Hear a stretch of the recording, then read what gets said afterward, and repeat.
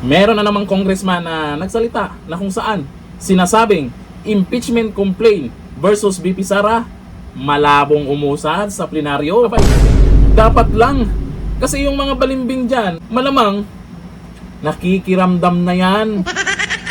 Takot din sila na ilista ng taong bayan pag pumirma sila pabor sa impeachment kay BP Sara. Ayon po dito sa news ngayon, naniniwala si Kamanggagawa Party List Representative Eni San Fernando na malabo ng musad ang panibagong impeachment complaint laban kay Vice President Sara Duterte.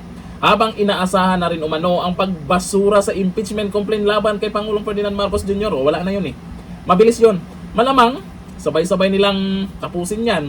Kasi sa ngayon, dapat talaga nilang unahin po yung mga pumaldo dyan sa maanumalyang flood control project. Kasi kung magbisi-bisihan sila dito sa impeachment complaint kay BP Sara Duterte, mahiya naman kayo. May social media na, halata na ang galawan nyo. Alam na kung sino yung mga buhaya. Ayon kay San Fernando, kahit hindi siya miyembro ng House Committee on Justice, posibleng makalusot sa committee ang reklamo laban kay BP Sara. Ngunit, hindi raw ito makakuha ng sapat na boto sa plenaryo. Hindi lang po siya ang nagsasabi niya na marami na pong mga kongresista na nagsabi na alanganin o nag-alangan yung mga congressman. Yung mga dating bumoto, nagsalita na rin. Kasi naman, iba noon sa ngayon.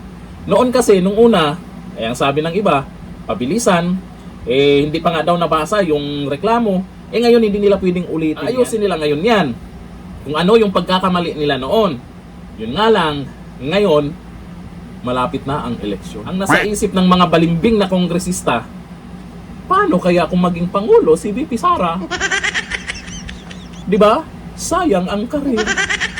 Kung talagang patas yung eleksyon, ay sure win naman si VP Sara. Kahit magsanib pwersa pa yung taga-kabila, pink, pula, dilaw, ay sa tingin nyo, ipantapat kay VP Sara, mananalo sila.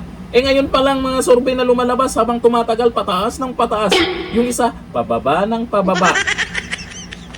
Giit ng mambabatas, maraming kongresista ang nakatuon na sa 2028 national elections. Correct, anong petsa na ngayon? Kaya't umiiral ang pansariling interes at political survival sa halip na pagtulak ng impeachment. Tinawag din niyang drama at ingay ang ilang impeachment filings at iginiit na nawawala sa pokus ang mga mahalagang trabaho ng Kongreso tulad ng paggawa ng makabuluhang batas para sa mga Pilipino at manggagawa. Samantala, inaasahang ihaharap sa plenaryo sa Lunes ang ulat ng pagbasura sa impeachment complaint laban kay PBBM para sa formal na pagtalakay. Ay, inaasahan na po yan. Talagang hindi uusad yan kay Dunyor. Yun ito dito kay VP Sara, merong gusto na uusad yan. Yung sa Senado nga, si Itbulaga, excited na nga. Aaraw-arawin pa daw eh. Alamang, ang mga piperma dyan ngayon, pabor sa impeachment kay VP Sara ng mga congressman, yung talagang anti-Duterte. Kilala nating mga anti-Duterte talaga. Kasi yung supporters nila, magagalit din naman kung hindi sila pipirma.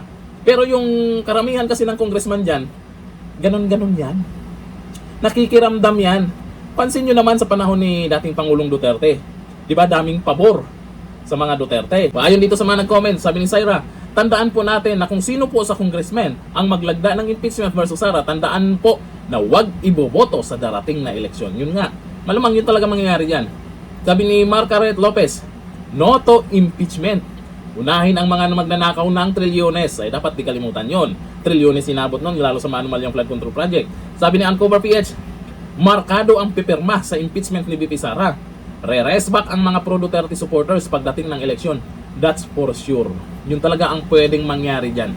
Kaya, ngayon pa lang, meron ng mga congressman na nagsasalita na lumalabas na hindi sila pabor na ma-impeach si VP Sara. Hanggang dito lang natin, thank you.